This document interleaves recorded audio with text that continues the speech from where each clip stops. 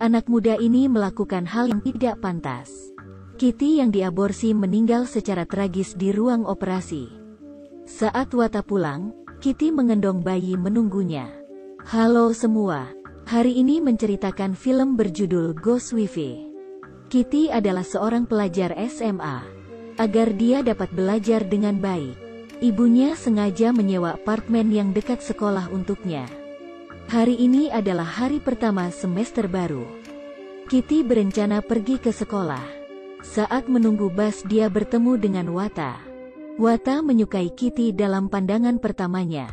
Keduanya baru tahu ternyata mereka satu sekolah. Hanya saja Wata lebih 2 kelas dibanding Kitty. Setelah itu Wata mulai mengejar Kitty. Keduanya memang saling suka. Ditambah lagi Wata yang ganteng dan kaya.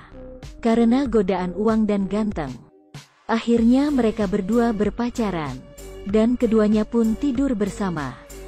Tetapi tidak ada yang bisa tersembunyi. Hubungan mereka diketahui ibu Wata. Ibunya tidak mengizinkan mereka bersama.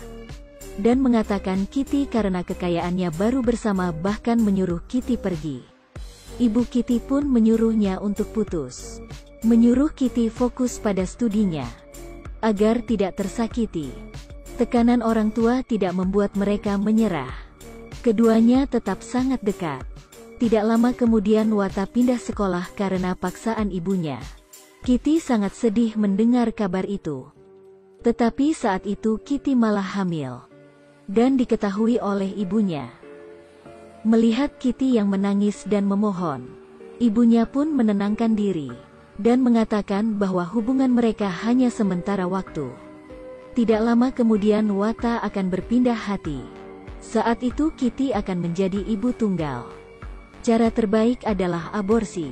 Mengganti suasana baru dan hidup baru. Kitty mendengar perkataan ibunya dan berjanji pada ibunya akan aborsi.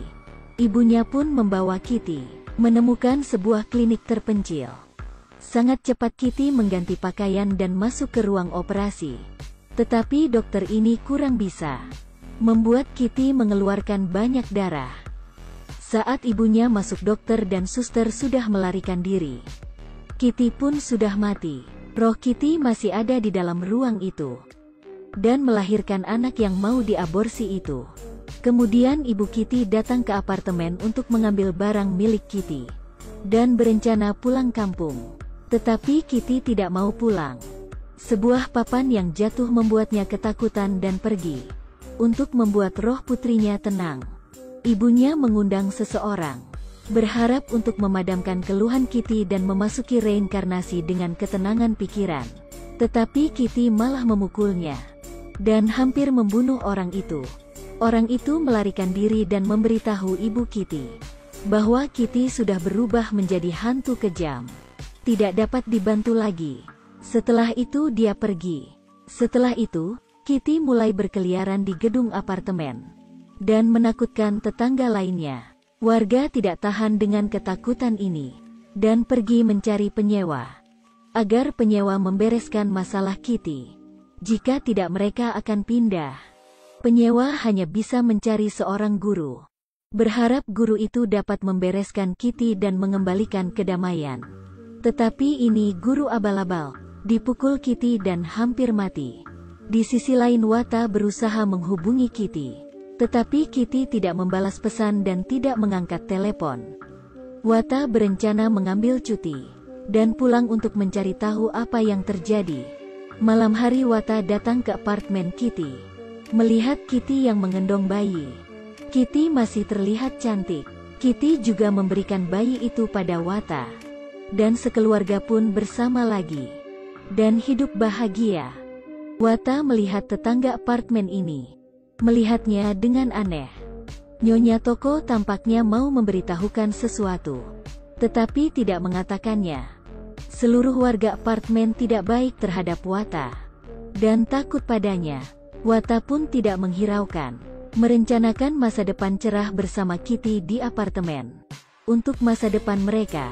Wata memberanikan diri untuk memberitahu ibunya.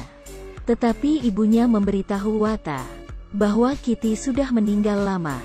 Wata tidak percaya dan bertengkar dengan ibunya kemudian pergi. Setelah kembali ke apartemen, Wata menatap putranya dan mengingat apa yang dikatakan ibunya. Menggunakan ponsel dan memotret putranya. Putra di telepon tiba-tiba menunjukkan bentuk aslinya. Membuat dia takut sampai ponselnya jatuh. Setelah itu, Wata dan Kitty terus menjalani kehidupan yang damai. Dan orang di apartemen tetap takut pada Kitty. Dan beberapa orang berencana menemukan biksu legendaris untuk membereskan Kitty. Dengan cepatnya penyewa dan bos toko mencari seorang biksu, memberitahu semuanya pada biksu itu. Biksu itu pun setuju untuk pergi dan menyiapkan semua perlengkapannya.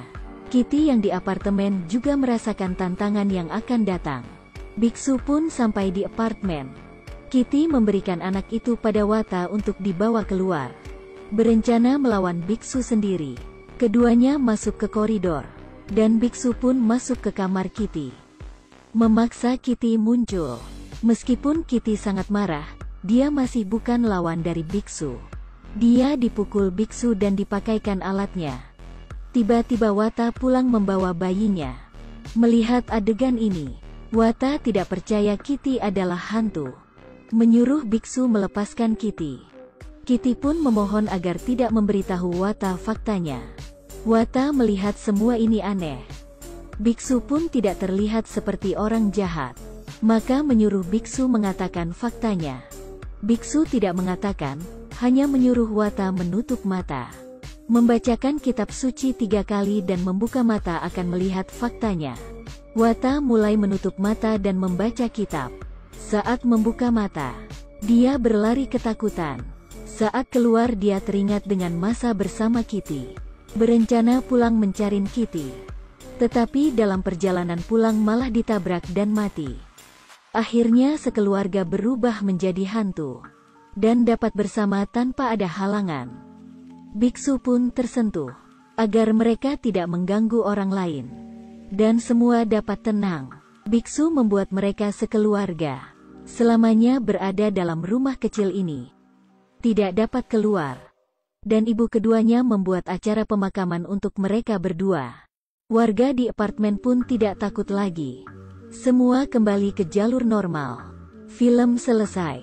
Film ini tidak seram, malah akhir yang penuh cinta. Jika berminat bisa melihat kelengkapannya. Film hari ini sampai di sini. Kita ketemu di episode